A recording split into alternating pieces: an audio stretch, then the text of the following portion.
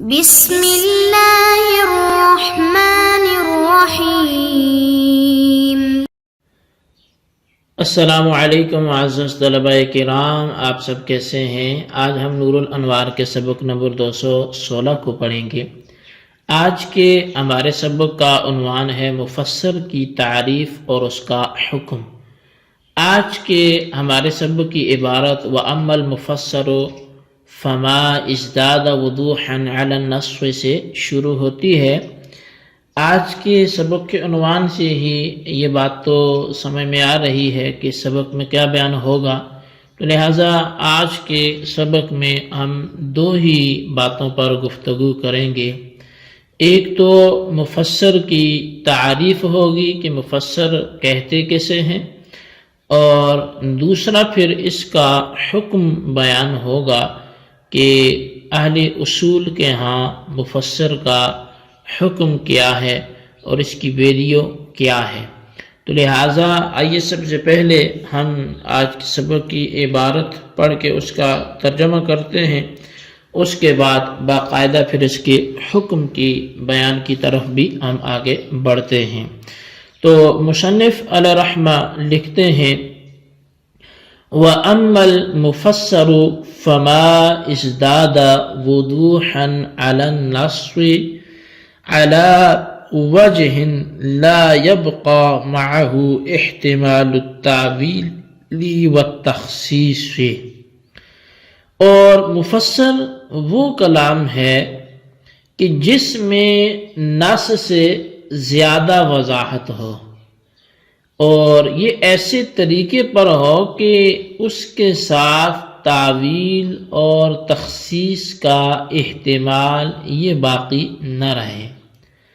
سواء انقطع ذلك الاحتمال ببیان النبی علیہ السلام، برابر ہے کہ وہ احتمال رسول اکرم صلی اللہ علیہ وسلم کے بیان سے منقطع ہوا ہو، بِأَن كَانَ مُجْمَلًا فَلَاحِقَهُ بَيَانٌ قَاطِعٌ بِفِعْلِ النَّبِيِّ عَلَيْهِ السَّلَامُ أَوْ بِقَوْلِهِ فَصَارَ مُفَسَّرًا۔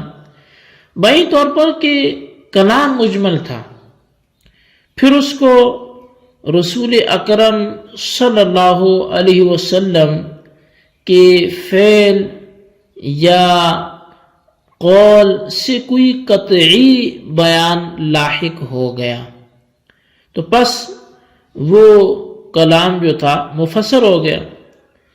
او بإیراد اللہ تعالی کلمۃ زائدۃ ینسد بہا باب التخصیص والتعویل کما سیأتی، یا پھر وہ احتمال اللہ تعالی کے کسی ایسے کلمہ زائدہ کے لانے سے منقطع ہوا ہو، ختم ہوا ہو، کہ جس سے تخصیص اور تعویل کا دروازہ بند ہو جاتا ہے، جیسا کہ ان قریب اس حوالے سے وہ تفصیل سے آئے گا بھی۔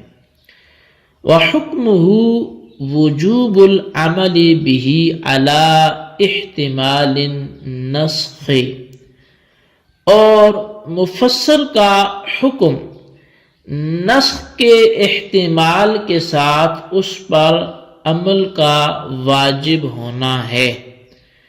ای حکم المفسر وجوب العمل به مع احتمال ان یصیر منسوخا، یعنی کہ مفسر کا حکم یہ ہے کہ اس پر عمل کا کرنا یہ واجب ہونا ہے، یہ واجب ہے اس احتمال کے ساتھ کہ وہ منسوخ بھی ہو سکتا ہے، منسوخ ہو جائے۔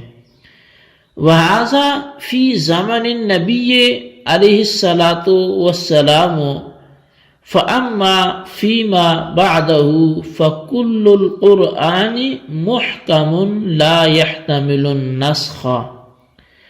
اور یہ جو نسخ کا احتمال ہے یہ زمانِ رسول صلی اللہ علیہ وسلم کے ساتھ خاص ہے. جس نے منسوخ ہونا تھا اسی دور میں ہونا تھا. پھر اس کے بعد پورا قرآن یہ محکم ہو گیا اور اب وہ نسخ کا احتمال نہیں رکھتا. جی طلبہ کرام، یہ ہمارے آج کے سبق کی عبارت اور اس کا ترجمہ تھا کہ جس میں مفسر کی تعریف اور اس کے حکم کے حوالے سے مصنف نے کلام کیا. تو آئیے اب آج کے اس پڑھی گئی عبارت کی وضاحت کی طرف ہم بڑھتے ہیں.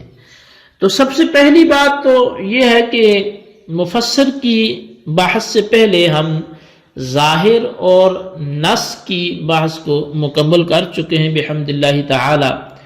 آج ہم مفسر کی تعریف اور اس کے حکم کی تفصیل سے آگاہی حاصل کرتے ہیں.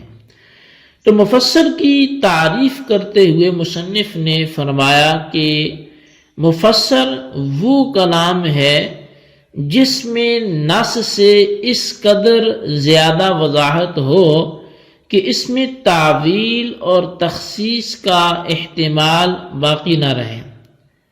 وہ احتمال کبھی تو رسول اکرم صلی اللہ علیہ وسلم کے بیان سے منقطع ہو جاتا ہے، اس طور پر کہ کلام پہلے مجمل تھا، اجمال تھا اس میں، پھر رسول اکرم صلی اللہ علیہ وسلم کے اپنے فعل یا آپ کے کسی فرمان سے، قول سے کوئی قطعی بیان لاحق ہو گیا، یعنی رسول اللہ صلی اللہ علیہ وسلم کے فعل سے اس کی وضاحت کر دی گئی ہو یا رسول اللہ صلی اللہ علیہ وسلم کے قول سے اس کی وضاحت کر دی گئی ہو.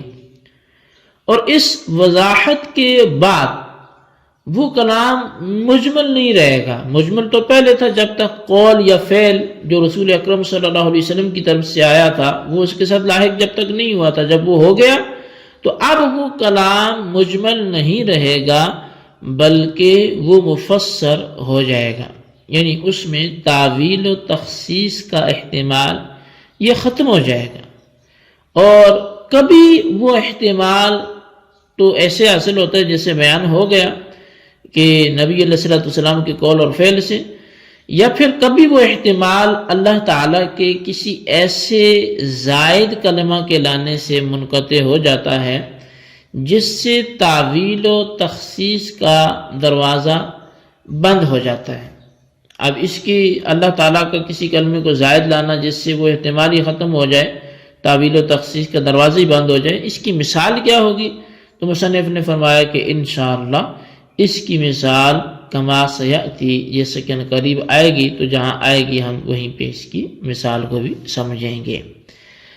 اب وہ حکم ہو سے مصنف مفسر کا حکم بیان فرمانا چاہتے ہیں. تو شارح نور الانوار ملا جیون علیہ رحمہ فرماتے ہیں کہ نسخ کا یہ احتمال رسول اکرم صلی اللہ علیہ وسلم کے مبارک زمانے تک تھا. اب اس کے بعد پورے کا پورا قرآن مجید یہ محکم اور ناقابل نسخ ہو گیا ہے، اب منسوخ نہیں ہو سکتا، اب نسخ کا احتمال نہیں رہے گا، کیونکہ قرآن یہ بذریعہ وحی نبی علیہ السلام کے قلب اطہر پر نازل ہوا ہے، اور وحی کو منسوخ بھی ظاہر ہے وحی کرے گی، وحی کو وحی کے ذریعے ہی منسوخ کیا جا سکتا ہے، جبکہ غیر وحی کے ذریعے تو وحی کو منسوخ نہیں کیا جا سکتا. اور چونکہ رسول اکرم صلی اللہ علیہ وسلم اللہ کے آخری نبی ہیں، آپ خاتم النبیین ہیں، آپ نے فرمایا میرے بعد کوئی نبی نہیں آئے گا، تو آپ کے وصال فرما جانے کے بعد چونکہ وحی کا سلسلہ اب بند ہو گیا ہے، اب وحی نہیں آئے گی، اس لیے آپ کی اس وصال کے بعد منسوخ ہونے کا احتمال بھی باقی نہیں رہے گا. اس کو یوں بھی کہا جا سکتا ہے کہ قرآن سے منسوخ ہو سکتا ہے یا حدیث سے، اور رسول اللہ صلی اللہ علیہ وسلم کے وصال کے بعد نہ نزول قرآن کا امکان ہے اور نہ بیان حدیث کا۔ بس جب دونوں کا امکان نہیں ہے تو رسول اللہ صلی اللہ علیہ وسلم کی وفات کے بعد قرآن کے منسوخ ہونے کا امکان بھی نہیں رہے گا۔ جی طلبہ کرام، یہ ہمارے آج کے سبق کی عبارت اور اس کا ترجمہ تھا جو آپ نے سماعت کیا، تو اس کی وضاحت بھی بیان ہوگی، اس لیے آج کے سبق کو اچھی طرح سمجھیں، اس کے خلاصے کو رجسٹر پر ضرور لکھیں، بالخصوص ان سوالات کے جوابات دیں۔ سوال نمبر 1 یہ مفسر کی تعریف بیان کریں، اور سوال نمبر 2 یہ ہے مفسر کا حکم تحریر کریں۔ اللہ تبارک و تعالیٰ سے دعا ہے جو کچھ ہم نے پڑھا سنا اسے یاد رکھنے کی توفیق نصیب فرمائے، آمین بجاہ نبی الامین صلی اللہ علیہ وسلم۔